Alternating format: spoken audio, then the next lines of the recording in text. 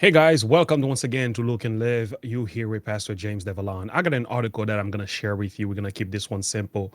We gotta do a little bit of reading here. This one, I have to say, number one, was very troubling. I could not believe um, what I'm reading here. This is coming from the Daily Wire. It is said federal judge says school hiding kids gender transitions doesn't shock the conscience. Throw out parent lawsuit. Unbelievable. Wow. Wow. Well, let's read on because we gonna see how this thing is being played out. A federal judge has thrown out a lawsuit for Massachusetts parents who accuse public schools officials of hiding their children's gender transition from them. U.S. District Court Judge Mark Mastroni, I might be saying this wrong, an Obama appointee, criticized Ludlow public school officials for allegedly hiding the pair of siblings' gender transition from their parents. But he said the officials' action do not shock the conscience. Wow. Okay.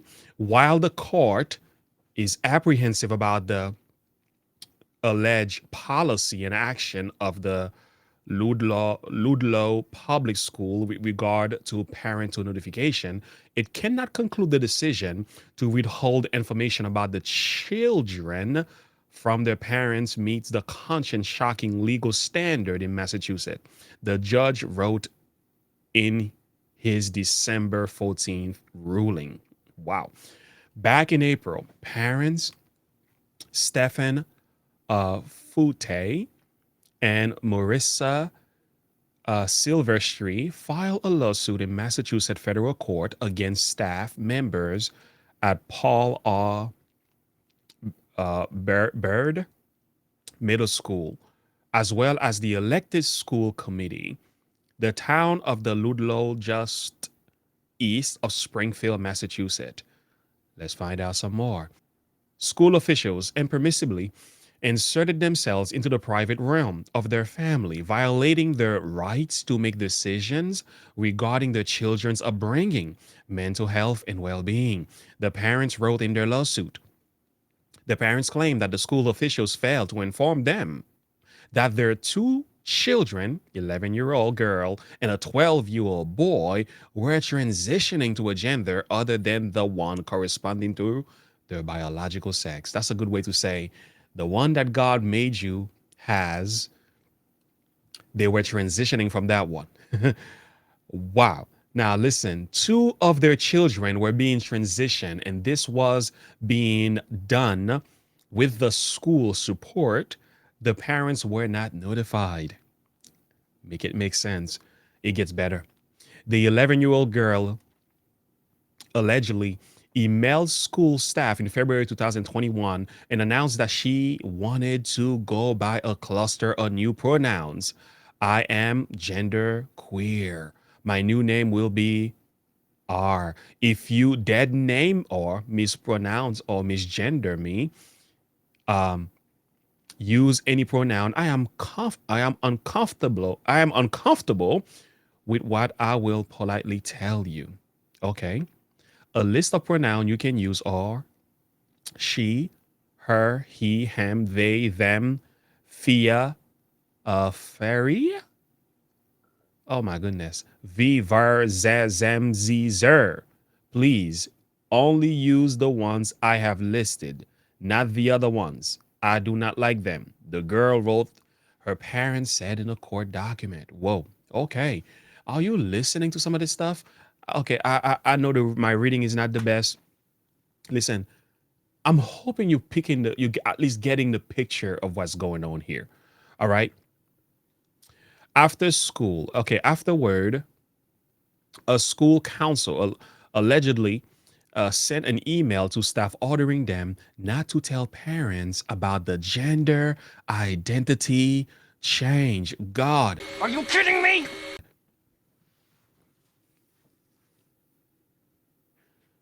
Could you imagine being that parent? Could you imagine this is happening to your son or your daughter and you are not notified by the school, when you bring the lawsuit to the judge, he throws it out. I would lose my mind. Now, it's still the process, R and B is still the process of telling his parents, and he's requesting that school staff refer to him as B and use she or her pronouns with her parents and in writing emails, letters home. The counselor wrote, according to the parents. Meanwhile, the girl's 12-year-old brother asked school staff to use female pronoun for him. And staff hid that information from his parents. The parents claim. Are you kidding? You would think they will contact the parents and inform them about what's going on in the mind of my son or daughter at this phase of their lives. There is obviously some confusion. There's something going on here that the school should be informing the parents, right? No. The parents also said in a court filing that they have they had previously even asked school staff not to have private conversation with the children about gender. However, they discovered that the superintendent, principal, guidance counselor, teachers all ignored that request and were using the children's new pronouns. So the parents' request was not respected by the school staffs. We're not done yet. Later, the school even fired a teacher, Bonnie Manchester, 48, for telling the girl's dad that she was transitioning to genderqueer. In his ruling earlier this month, throwing out the parents' lawsuit, Mastrani pointed to the requirement in Massachusetts schools official not to discriminate against students on a bias of gender identity. This is just wrong. I need to pray.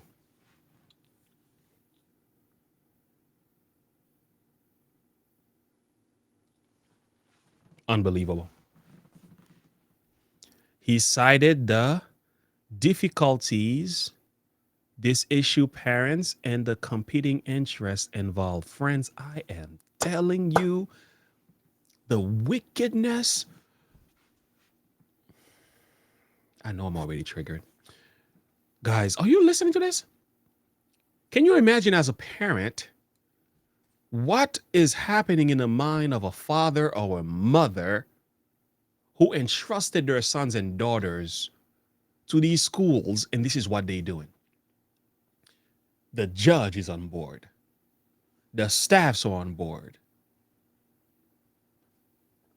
Even the government is on board with this stuff. I recently discovered the FBI has been going after parents. I'm going to find the article and read it to you. They've been going after parents who are voicing their opinion against sexually explicit materials being read to children in school.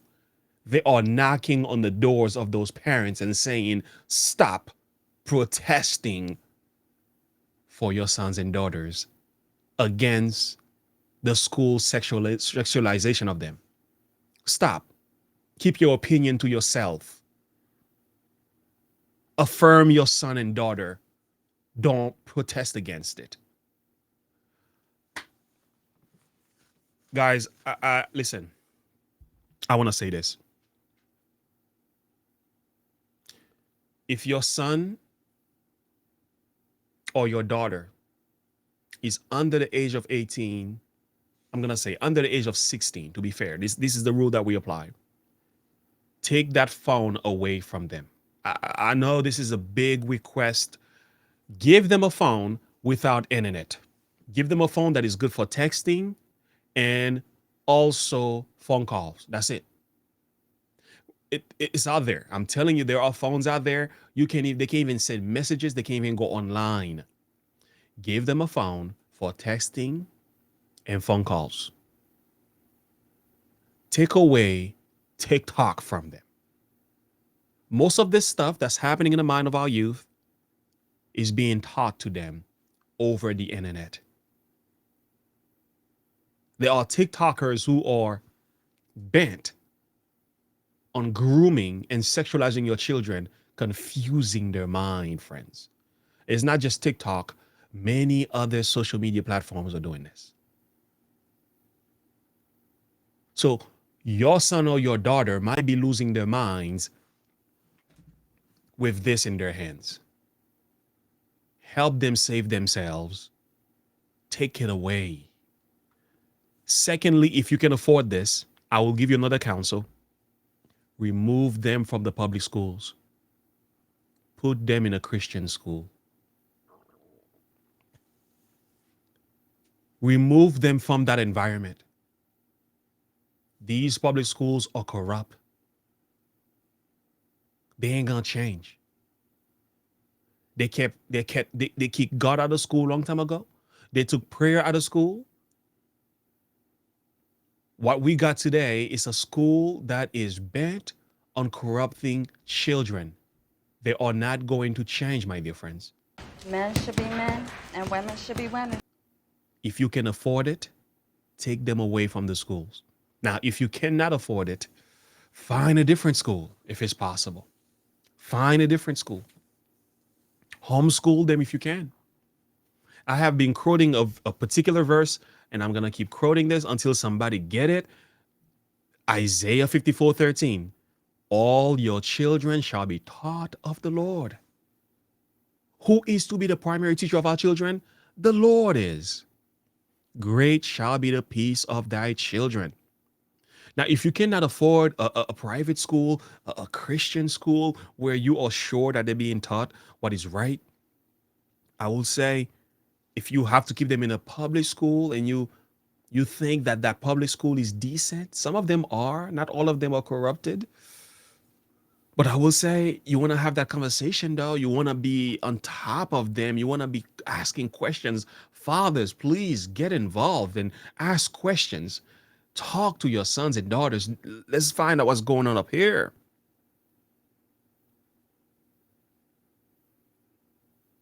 Find out how they feel and what is happening. Because some of these people in our education system, they are determined to destroy their lives and they ain't gonna change. We gonna have to intervene for the ones we love. That is not okay what's happening to these kids. These people should be locked up. And that judge needs to be locked up too for complying, calling evil good and good evil, putting darkness for light and light for darkness. Corruption. This is happening all around the world, my dear friends. I hear cases after cases of fathers having to go to court against the court system to stop them from transitioning their sons and daughters, cutting body parts and everything in the name of affirming them. But excuse me, I'm their parents. I'm the father. You are the mother. How dare you overstep me and make decision for my sons without my consent? That's what they are doing. They don't care. By the way, these are Democratic policies, by the way. A lot of Democrats support this kind of nonsense. Just a side note. Anyway, friends, I wanted to end it right here. We need to pray for our children. Keep them away from these social media platforms. I got a 12-year-old son who was asking me for a phone. I laugh. I said, well, you're funny. You have a tablet and you are not allowed to have any apps on those tablets. For him to get a new app, I need to be made aware. I check the tablet. What's going on here? What is that? I make sure we're straight. I don't play that game. And he knows better. But I'll tell you something. We need to pray for our sons and daughters. We need to set some guardrails, and we need to protect them. Put some walls, some standard, and keep them safe. Pray for them. Teach them the word of God. And if you can afford it, put them in a Christian school that you know that are teaching the word of God. It might cost you, might go in debt. It's okay. But at least you did what you can to save their lives from these people. That's my thought on that. If you love them, do everything you can to save them. School? God bless you. Until next time, remember to look unto Jesus and to live by faith. Bye. Have a good one. Bye.